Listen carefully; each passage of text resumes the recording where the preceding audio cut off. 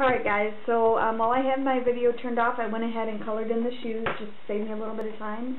What I used was, I used my darkest blue, which is B32, it's called pale blue, but it's pretty dark. Actually, I think I used my B34, that's my darkest blue that I have. And then I covered it over with my grayish lavender is what it's called. And that gave it a little bit of a darker shoe. I didn't want it just completely all blue. And then what I'll do sometimes to give either like a little shine or to make the shoes look a little worn, I do just a little bit of my EOO and I add just a little bit at the top, just to make it look like there's a bit of a shine or a little bit of they're a little worn or scuffed up. So for the hair, I'm just using two colors. When I first started doing hair, I used like 3 colors, and it looked like a bad highlight job, to be honest with you. At first I thought it was kind of cool, but now that I've learned to kind of tone it down a bit and just use the 2 colors, I really like how the 2 colors work. So for the body of the hair, it's going to be E37 sepia, and then the lower light is a darker color. It's burnt umber E29. I used to kind of go back and forth and like put my dark and then my light and then my dark and light. But it gets kind of tedious taking the caps on and off, so what I started doing was just going in first and filling all of my burnt umber in first. And what's great about these markers is not only can you blend and make your colors darker, sorry guys, you probably can't see what I'm doing, by just going over the same color, but now that I have this on, when I go over with my lighter color, when I run over these colors, it's going to spread it out and give it a darker shade just like towards the edges. And that's what makes it look a little bit more realistic. And like what I was saying earlier about getting frustrated sometimes when my colors aren't looking right, I just have to give it a few minutes and they start looking good, and then I don't have to worry about it too much. So let me get my sepia, my E39. This is one of the, I just got this color not too long ago and I really like it. So when I do his hair, I tend to do it in sections. It makes it easier. When you try to do the whole head of hair, it gets kind of frustrating. So let me just make sure I've got this in the same spot for you guys. Yep.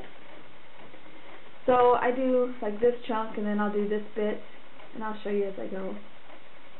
So with the sepia, I just do one coat, and then towards the roots, to give a little bit of a darker color towards the root after I color it in, I just go back. And this does not have to be perfect, it's just a scribble. And that's going to, once everything's dry, you'll start to see how the roots look a little bit darker than the tops. Because the tops will just have the one coat. So just little circles. It's harder to do little circles when you're doing a huge area. That's when I tend to forget what I'm doing. So just do, a little bit of the roots. You can always come back at the end if you feel like you haven't gotten enough. I'm just going to start on that darker brown and pull it up, because you want the dark brown and the lighter brown to blend together. You don't want to have a big difference.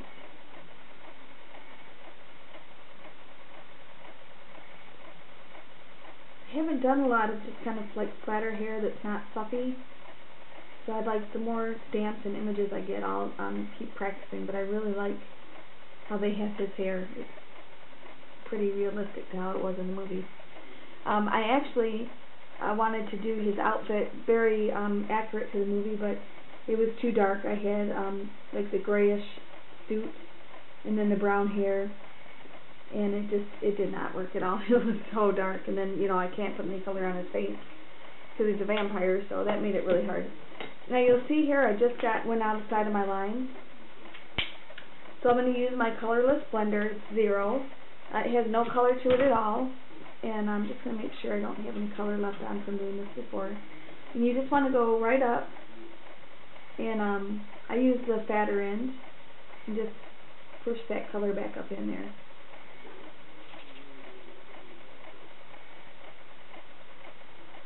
You'll have to, you might have to reapply your color to the hair because you got to really push it. So it works pretty well.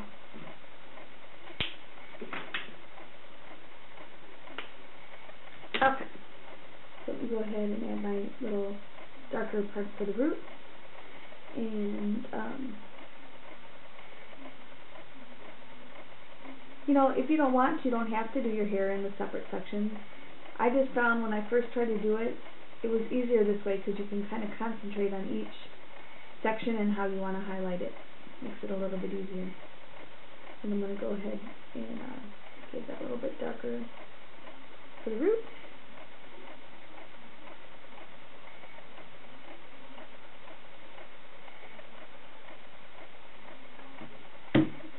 Oh, I'm sorry guys. I'm probably blocking the image. It's not cool.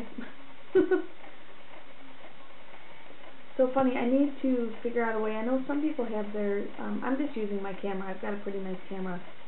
I don't have a video camera. So this one I'm actually going to make the root go up just a little bit more. I'm going to make it go up higher and then do another one like below it. And then I'm going to just go back through and, you know, just make the roots a little bit darker.